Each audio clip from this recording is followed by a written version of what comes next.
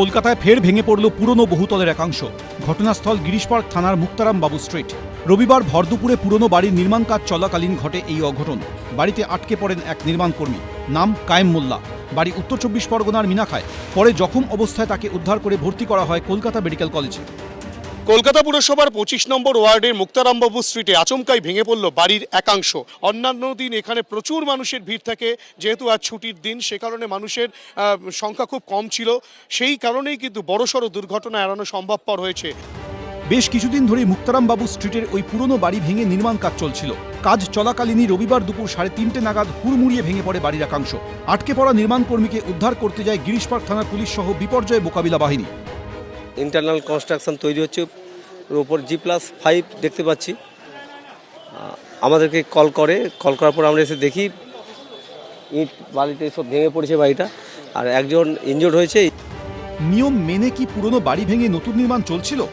বড় দুর্ঘটনা ঘটলে তার দায় কে নিত, উঠছে প্রশ্ন।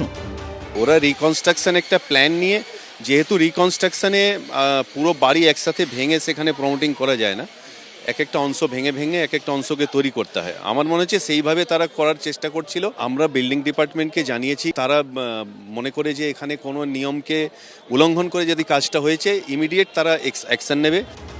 এর আগে গত ৫ই ফেব্রুয়ারি পোস্তা থানা এলাকার বরতলা স্ট্রিট এলাকায় ভেঙে পড়েছিল একটি বাড়ির একাংশ।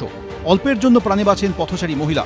সেই ঘটনায় বিজেপির পাশাপাশি তৃণমূল পরিচালিত পুরসভাকে কাঠগড়ায় তুলেছিলেন খোদ ৪২ নম্বর ওয়ার্ডের তৃণমূল কাউন্সিলর মহেশ কুমার শর্মা। বরতলা স্ট্রিট থেকে মুক্তারামবাবু স্ট্রিটের দূরত্ব ১.৫ কিলোমিটার। ফের বড়বাজার সংলগ্ন এলাকায় ভাঙল বাড়ির একাংশ। ফের প্রশ্নের মুখে সাধারণের নিরাপত্তা। হিন্দোল দে, ছিলমকরঞ্জাই, এবিপি আনন্দ, কলকাতা।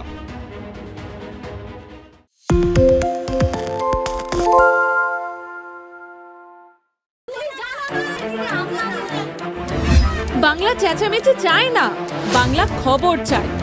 বাংলা খবর, বাংলার খবর। আরে চাটা দে। এই আমার একটা চা দেন। কি হলো আমারটা?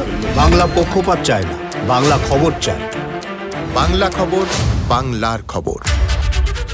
সত্য অন্তহীন, সত্যের খোঁজও তাই। সত্য সন্ধানে তাই আমরা অক্লান্ত, অকুতভয়। এবিপি আনন্দ নতুন ভাবনার প্রতীক, যা মনে মুক্ত, তথ্যে যুক্ত এবং যাবতীয় সীমানার বাঁধন থেকে মুক্ত। সীমা না শব্দটির মধ্যে লুকিয়ে আছে মানা শব্দটি, যেন চোখ রাঙানি এক অদৃশ্য বেড়াজাল, যা আটকে রাখে আমাদের এক ছোট্ট গণ্ডির মধ্যে। একমাত্র সঠিক খবরই গড়ে তুলবে এক মুক্ত সমাজ। সেই জগৎ গড়ার লক্ষ্যে কোনো সীমানার ঠুকুটি আমরা মানব না। এবিপি আনন্দ এগিয়ে থাকে, এগিয়ে রাখে।